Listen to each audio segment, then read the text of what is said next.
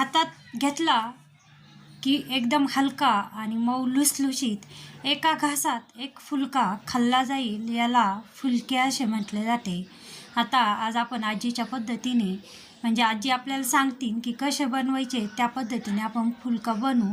आता हे फुलके जेवढे फुगतील तेवढे आपल्याला बनवायला आणखीनच उत्साह वाटतो. आणि आता आजी आज आपल्याला एकदम टम्म फुगलेले फुलके कसे बनवायचे गव्हाच्या पिठाचे. आता एकदम टम्म फुगलेले गव्हाच्या पिठाचे फुलके आजी कशा बनवतात ते आपण पाहू.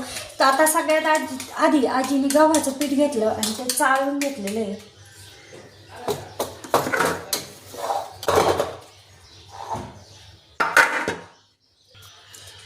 आता आजीनी चवीनुसार आता मीठ टाकलं, मीठ टाकायला लावलं आणि यामध्ये आता तेलाची डाळ टाकली, तेल टाकायला लावलेलं आहे आजीनी. आता हे जे तेल आहे ते याला सगळ्या पिठाला लावून घ्यायला लावलेले आहे.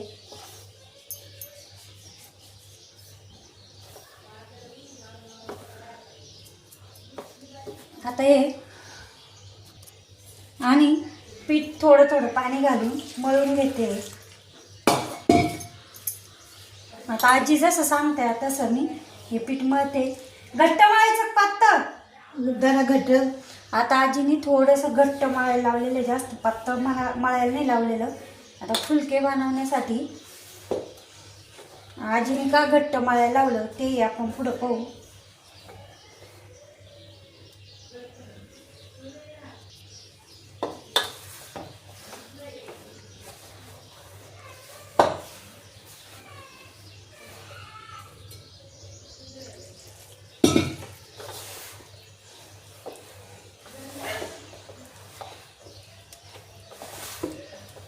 थोडं थोडं पाणी टाकून हे पीठ चांगलं असं मळून घेतलेलं आहे.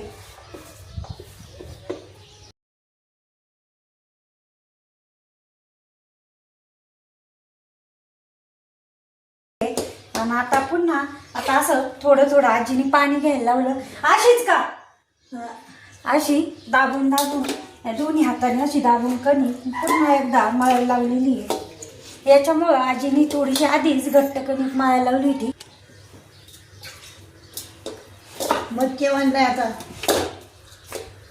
म्हणजे आजी म्हणते असं चेवून घ्यायचं पीठ चांगलं दोन्ही हाताने. मग पिठाला चिकटपणा येतो.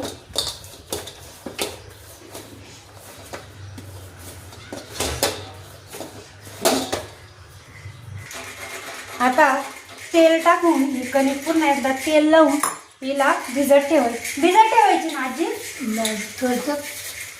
थोड्या वेळ आजी म्हणून थोड्या वेळ मी म्हणजे कमीत कमी 10-20 मिनिटं आजीने भिजत ठेवायला लावलेली कणिक.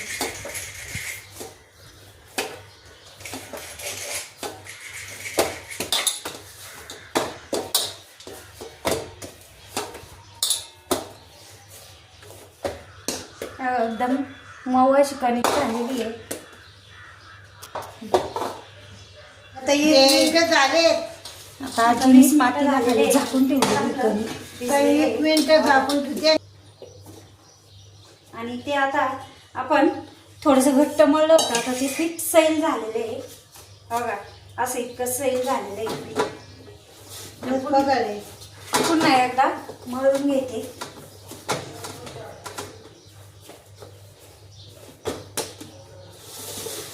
आता मी हा कडाप्पा छान असा पुसलेला किचन ओटात स्वच्छ कपड्याने किचनच्या कपड्याने.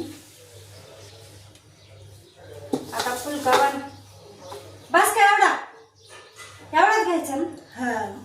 आता आजीने एकदम असा छोटा गोळा घ्यायला लावलेला आहे. आता आजी एक फुलका बनवून दाखवते आपल्याला. असे लाटून घ्यायचे.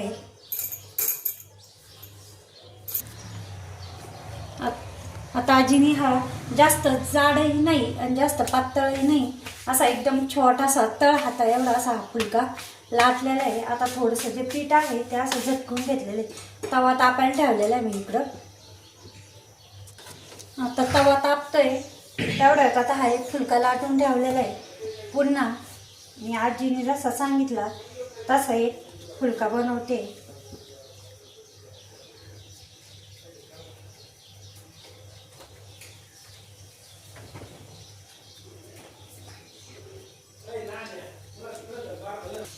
आता फुलक्याचे जे आहे आजीने आधी कडा लाटून घेतलेला आहे सगळं. आणि मी पण तसंच आजीचं पाहून आता या लाटून घेते. आणि इतक्याच हे फुलके बनल्या जात्या. आता तवा तापलेला आहे आणि हा पण फुलका आता आजीने लाटलेला आहे तो टाकलेला आहे आधी.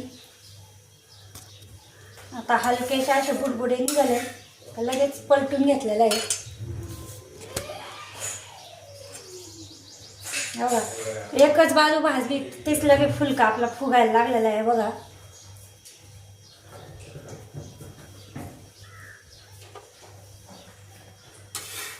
आता दोन्ही बाजू व्यवस्थित भाजून घ्यायचे आहे बघा. एकदम मस्त असा हा फुलका फुगायला लागलेला आहे.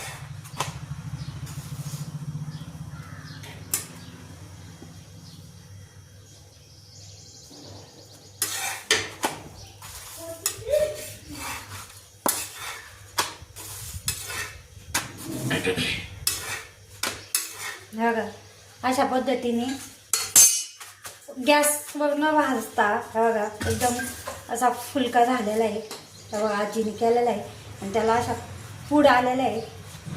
अशा पद्धतीने बघा एकदम मस्त असा फुलका झालेला आहे. ही मधली जी पोळीची बाजू आहे ती पण मोकळी झाली आहे. हा अजून एक फुलका तोही आपण भाजू. आता तो हा एक तव्यावर भाजला आणि हा आपण गॅसवर तवा काढून भाजू.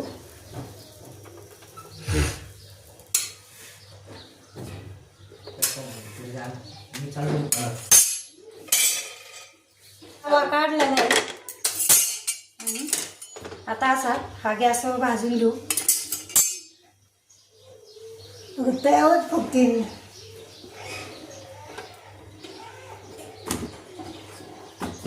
आता हा गॅसवरचा पण फुलका एकदम मस्त फुगलेला आहे अशा पद्धतीने.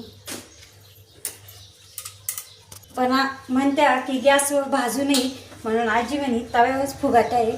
मग आता सगळे फुलके तवा न काढताच भाजू आहे.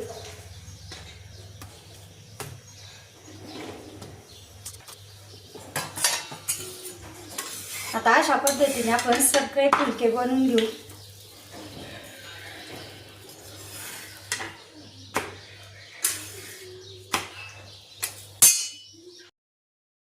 जेवढं पीठ मळलेलं होतं तेवढ्या याचे मी बनवून घेतलेले आणि इतके झटपट असे फुलके झालेले.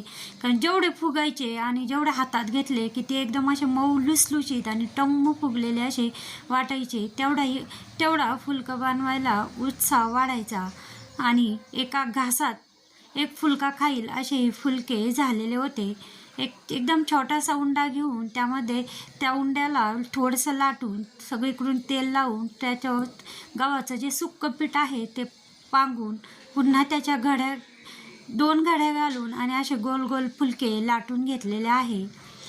आणि ते बनवायला आणखीनच म्हणजे कंटाळा अजिबातही एवढे फुलके झाले पण अजिबातही हे फुलके बनवण्यासाठी कंटाळा आलेला नाही आहे. आणि सगळे फुलके टम्म असे काठोकाठ फुगले होते बघा. सगळेच फुलके एकदम टम्म असे फुगलेले होते. आता हे शेवटचे 2 ते 3 तेही बाकी होते. घडी घातली की त्याची एवढीशी अशी घडी होत होती. मस्त असे सगळीकडून टम्म फुगलेले फुलके झालेले आहे. असे एवढे फुलके केले पण अजिबातही कंटाळा आलेला नाही.